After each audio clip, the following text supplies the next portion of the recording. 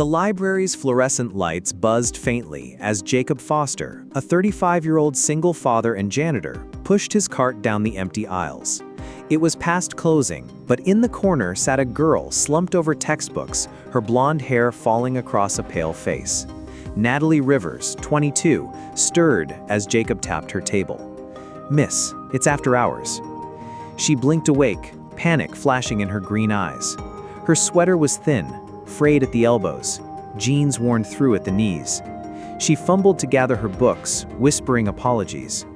Jacob noticed the hollowness in her cheeks, the desperation she tried to hide. Something about her exhaustion echoed his own struggles.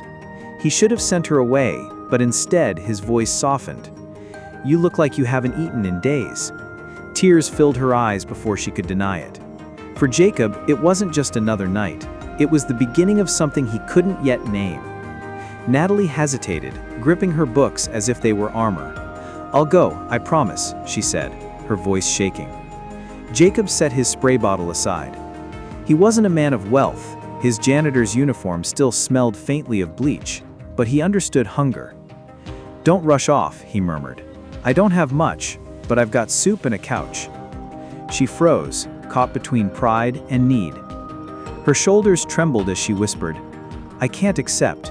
You don't know me." Jacob gave a tired smile. "You're half my size and buried in economics textbooks. I think I'll survive the risk." For the first time that night, Natalie allowed herself to exhale. She followed him into the cold streets of Cedar Falls, clutching her bag like it contained her entire life. In silence, two strangers walked side by side, bound not by trust yet, but by something quieter, recognition of shared struggle. The small apartment smelled faintly of soap and old coffee. Jacob fumbled with the keys and pushed open the door, revealing his world. A one-bedroom space where love tried to stretch farther than money. Children's drawings covered the fridge. Textbooks balanced on milk crates doubled as shelves. "This is Harper's room," Jacob said softly, nodding toward a closed door. "She's 5, my whole world." Natalie nodded silently, taking in the pull-out couch patched with old blankets. Jacob moved quickly. "You'll take the couch, I'll take the floor." Her eyes widened. "Absolutely not, you're already giving too much." He chuckled, weary but firm.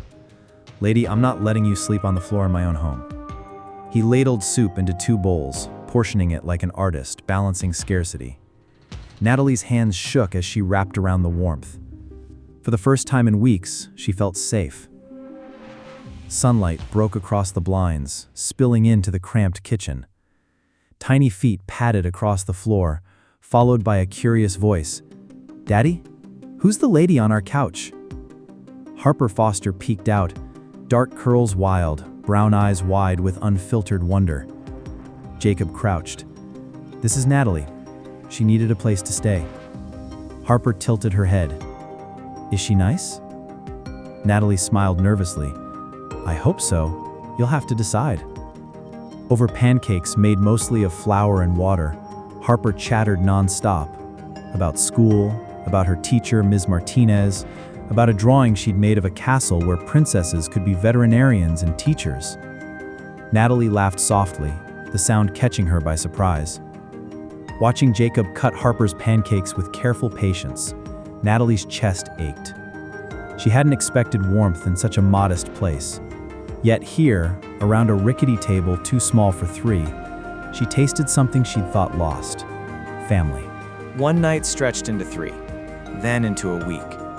Natalie found herself walking Harper to school when Jacob had early shifts, reading bedtime stories in the evenings with silly voices that made Harper giggle. In return, Jacob saw how Natalie steadied the chaos in his life, helping balance bills, organizing his night school notes, even cooking simple meals when he came home bone-tired. There was no romance spoken, only small gestures that felt heavier than words. At work, she took a part-time job in the college financial aid office. Students who came in desperate left with hope after her clear explanations. Jacob watched her once, unseen, and saw more than a guest. He saw strength wrapped in gentleness. And though she carried shadows she hadn't yet explained, Natalie was no longer just surviving.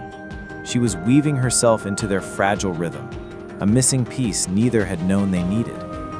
Cedar Falls wasn't a place for black SUVs with tinted windows, yet for 3 nights in a row, one idled across from Jacob's building. At first, he brushed it off, but then it reappeared in different spots, always with the engine humming, always watching. Natalie noticed too. Her chatter dimmed, her laughter scarce. She flinched at sudden noises, her eyes darting toward the window. Jacob, tying his boots for work, finally asked, "Who's out there, Natalie?"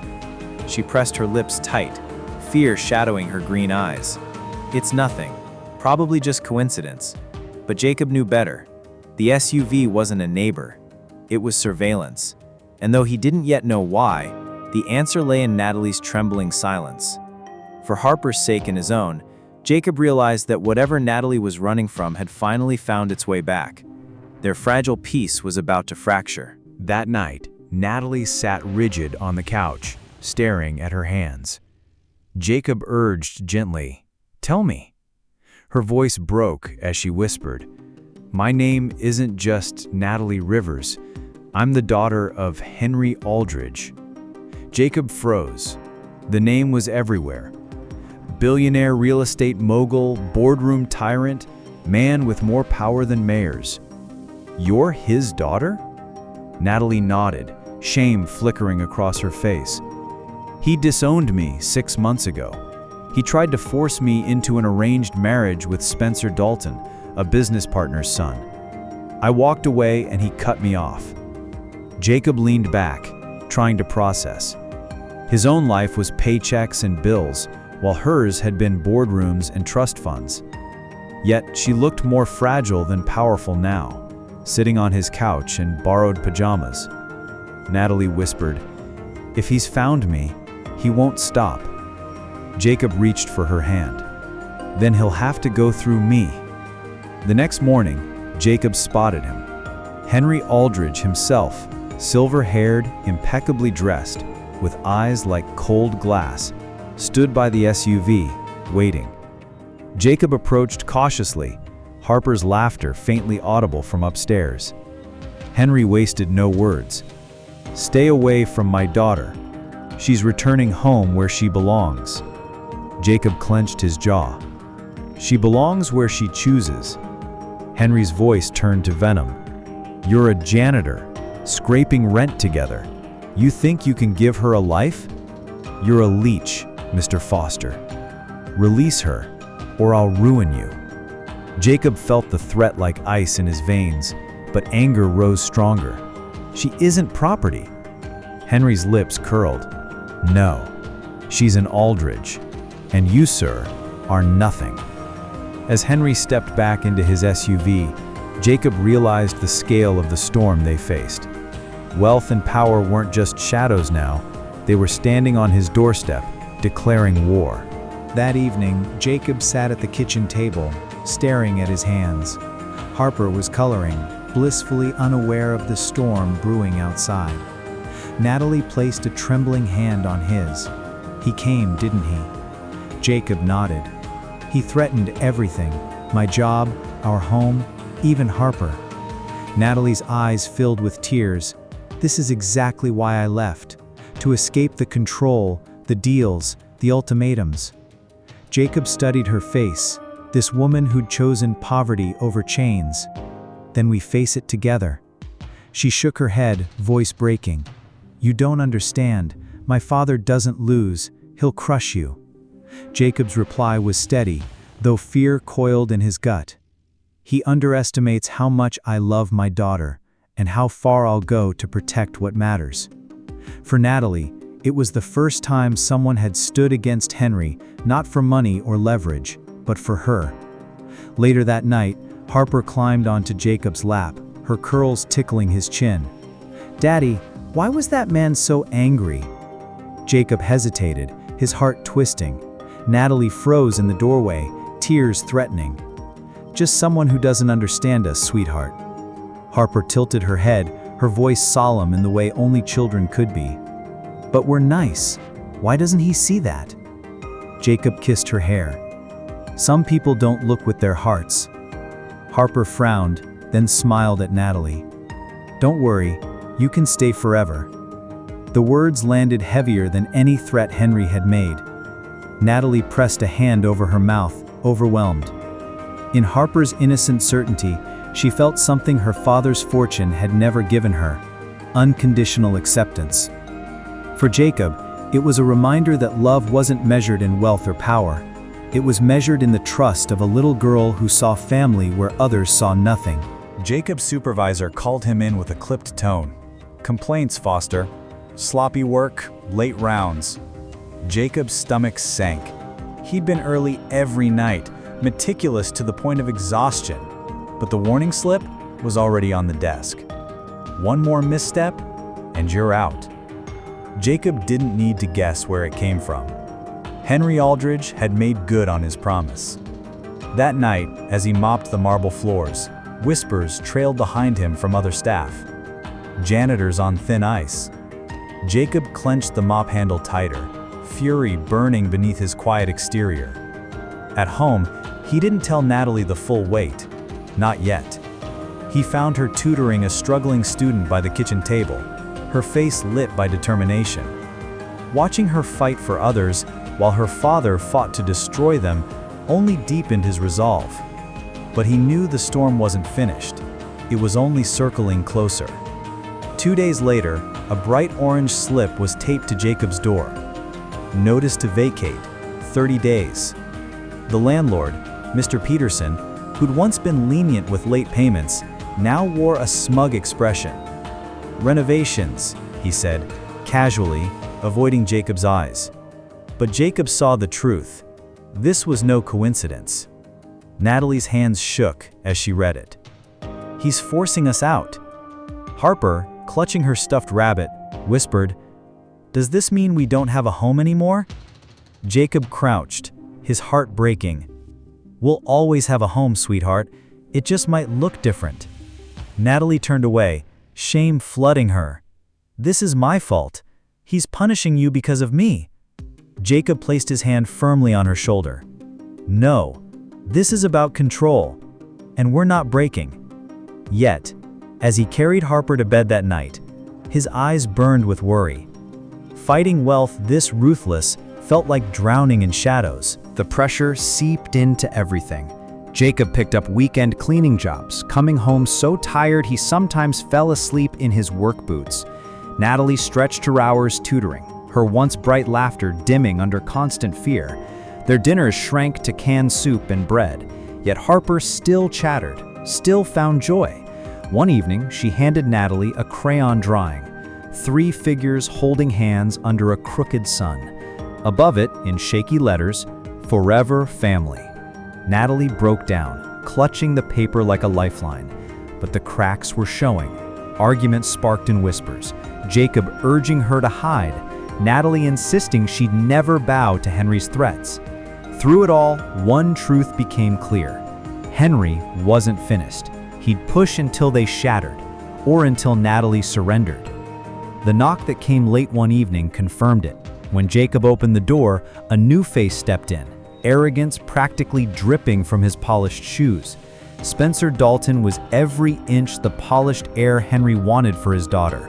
Dark, tailored suit, smug smile, the stench of entitlement. He leaned casually against the doorframe, speaking as though he owned the room. "Natalie, your father misses you. It's time to come home." Natalie stiffened, Harper clinging behind her leg. Spencer's smile widened.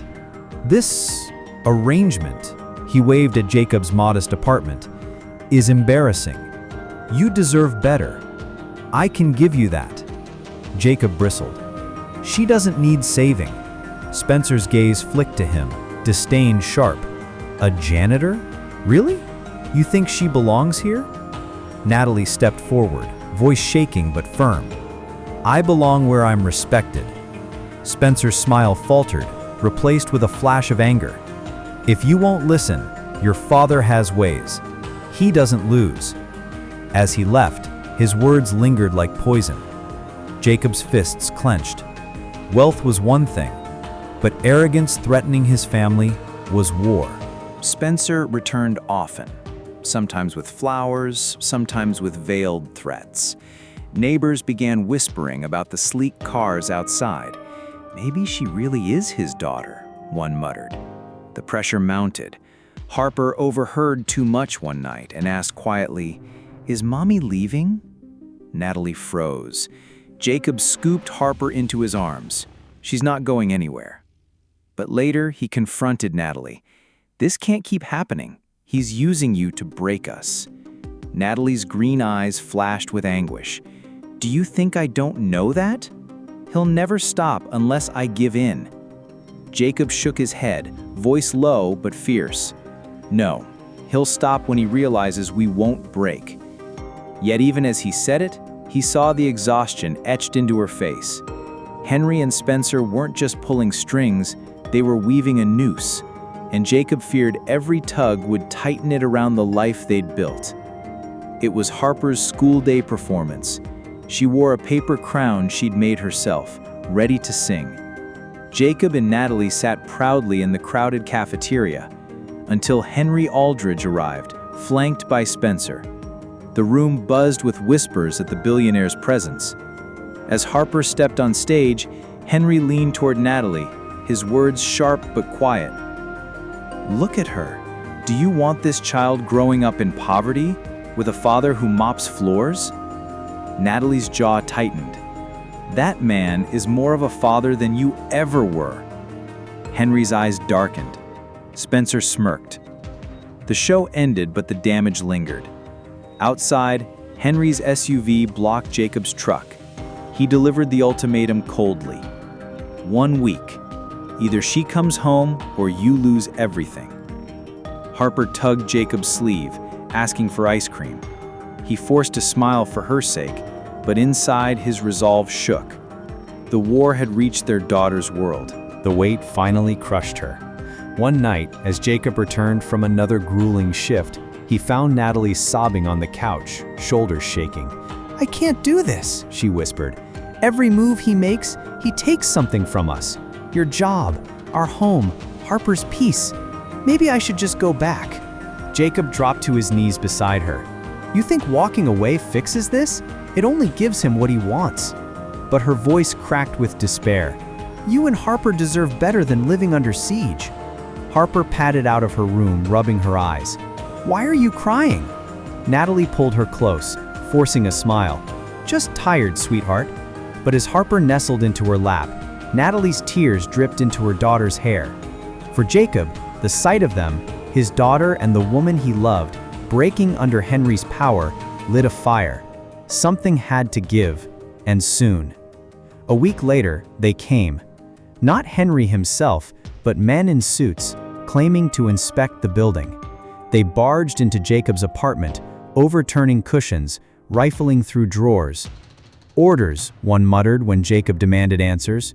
Harper screamed, clinging to Natalie as papers scattered. When Jacob pushed back, one shoved him against the wall. "Careful, you don't want charges for assault, do you?" Henry's fingerprints were all over it, though unspoken. When they finally left, the apartment looked ransacked, their dignity stripped raw. Natalie sat shaking, Harper in her arms, whispering, "It's okay, baby. It's okay." Though her voice quivered.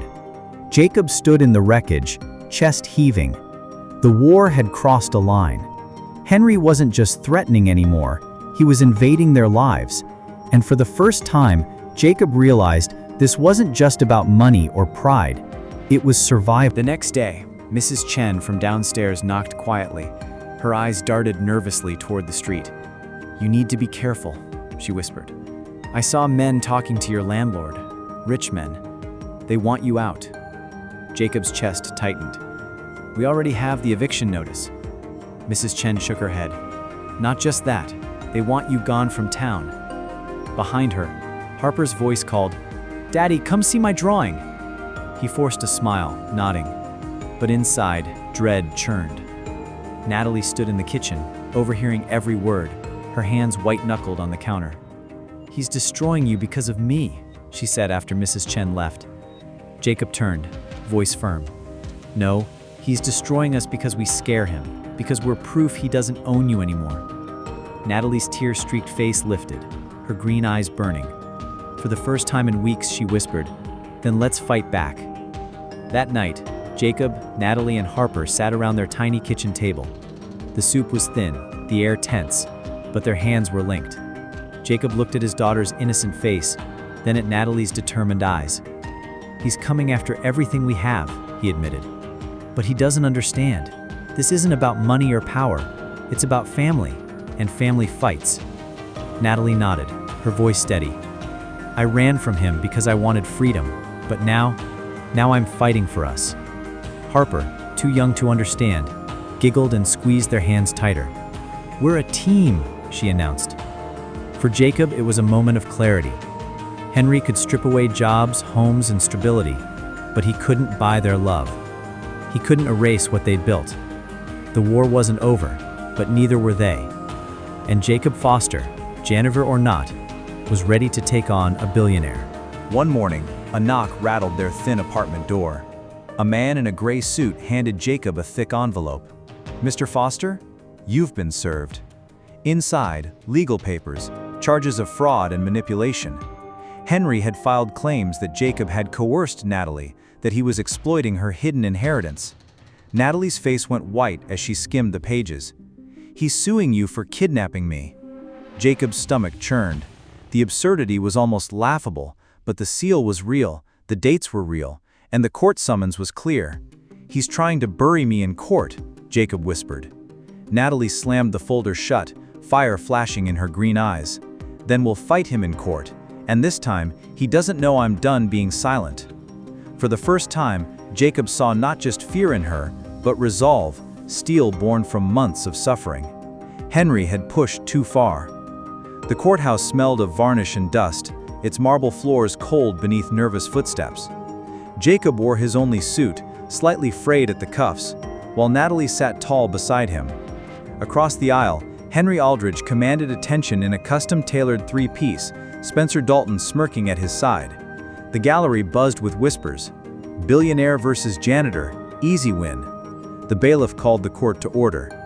The prosecutor painted Jacob as a predator, a broke janitor who had manipulated a young woman into abandoning her family. Natalie's fists clenched under the table, fury burning her composure. Jacob sat in silence, absorbing every insult, his eyes fixed on Harper in the back row, coloring innocently, oblivious to the venom. The gavel struck, echoing like a threat. For Jacob, it wasn't just reputation on trial. It was the fragile family they'd built, one Henry was determined to crush publicly. When Natalie took the stand, the room leaned forward. Henry's lawyer sneered, "Miss Aldridge, isn't it true this man trapped you in poverty?" Natalie's voice, steady, cut through. "No, my father did that when he disowned me. Jacob gave me freedom, respect, and a home when my own family threw me away." Gasps rippled through the gallery. Henry's jaw tightened, his eyes narrowing. "You expect us to believe a janitor offered you more than your billionaire father?" the lawyer pressed. Natalie's gaze swept the room, unwavering. "He offered me something priceless. Choice. My father never gave me that." Her words cracked the courtroom's veneer, the whispers shifting, some nodding in agreement. Jacob's chest swelled with quiet pride.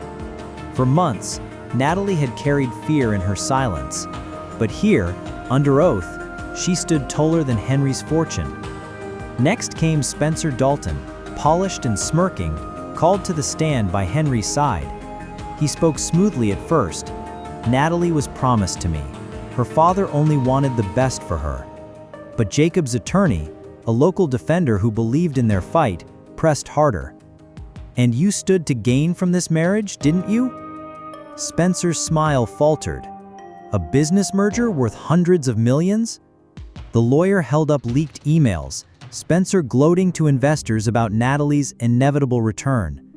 Murmurs exploded in the courtroom. Natalie's face flushed with rage, eyes locked on Spencer. "So that's all I was to you? A merger?" The jury shifted, expressions hardening. Henry's plan was unraveling, thread by arrogant thread. For the first time, Spencer looked cornered, his smugness cracking as his own greed betrayed him. The perfect future Henry envisioned stood exposed for what it truly was, an ugly deal. During recess, Harper wandered nervously into the hallway, clutching her crayon drawing. A reporter crouched. "Sweetie, who are you here for?" Harper held up the paper, 3 stick figures holding hands under a sun. "This is my mommy, Natalie. This is my daddy, Jacob. We're a family." The photo hit headlines before the afternoon session began. Little girl calls billionaire's disowned daughter her mom. By the time court resumed, the jury had already seen it on their phones. Whispers grew sympathetic, shifting against Henry. Inside, Natalie squeezed Harper's hand, her tears barely held back. Henry's face was stone, but the world beyond those doors had cracked open. His empire of power couldn't erase a child's truth. For Jacob, the drawing was more than evidence. It was proof that love, painted in crayon, outweighed all the money in the world. As the defense pressed Henry directly, the mask slipped. The lawyer asked gently, "Isn't it true you cut off your daughter for refusing an arranged marriage?" Henry's composure shattered. "She embarrassed me," he roared, slamming a fist on the stand. Gasps swept the courtroom. The judge banged his gavel, warning him, but Henry's face was red with fury. "I gave her everything, and she chose a janitor over me? A janitor?" His words dripped disdain, but their venom landed wrong. The jury's faces hardened. To them, it wasn't strength, it was cruelty, arrogance. Natalie, tears in her eyes, whispered to Jacob, "He just showed them who he really is." For years, Henry Aldridge had bought silence and obedience. In this moment, his own pride destroyed him louder than any evidence could. The room no longer saw a dignified patriarch, they saw a tyrant. The following morning, headlines blazed. Billionaire berates daughter in court. Stocks in Aldridge Industries dipped as board members scrambled.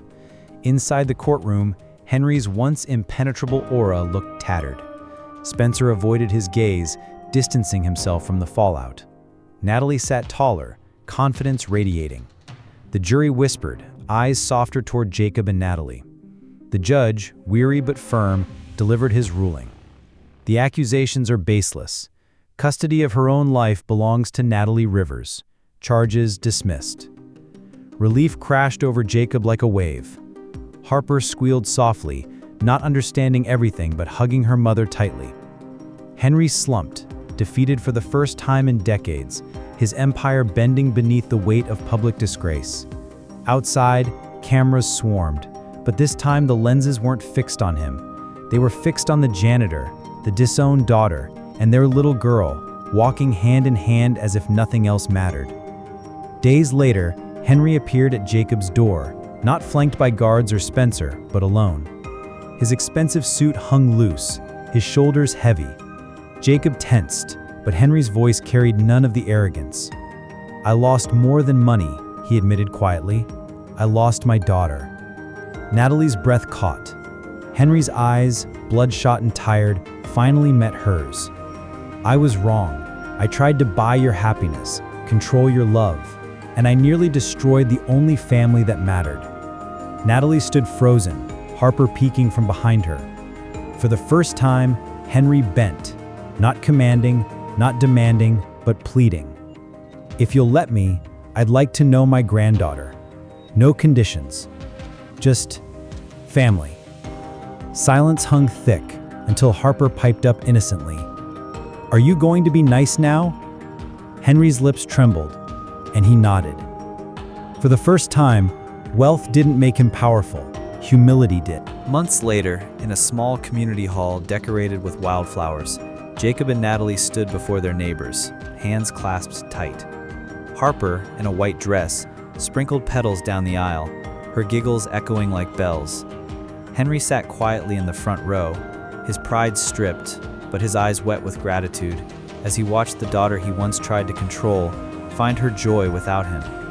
The vows were simple, promises of love, struggle, and family, rich or poor. When Jacob said, "You've been my home since the night we met," Natalie's tears sparkled brighter than diamonds. Applause thundered as they kissed, Harper hugging both their legs in glee. In that modest hall, the janitor, the disowned heiress, and the child who drew families and crown became something no fortune could erase. Complete, unbreakable, and stronger than any empire Henry had ever built. That evening, the three of them, Jacob, Natalie, and Harper, sat on their new porch, a modest house Henry had gifted as his only condition of redemption. Natalie traced the edge of the deed papers, hesitant but smiling. "I don't care about this house," she said softly. "I care about this family." Jacob pulled Harper onto his lap. "We built this, Nat, piece by piece. No money, no deals, just us." Harper held up her newest drawing, a home with 3 smiling stick figures and 1 older man off to the side. "That's Grandpa Henry," she said proudly. Tears blurred Natalie's eyes. They'd fought threats, humiliation, and courts. The payoff wasn't property or approval. It was peace. The quiet certainty that love, not wealth, was their legacy. For the first time in months, Jacob exhaled, his voice steady. "We're free. And we're together."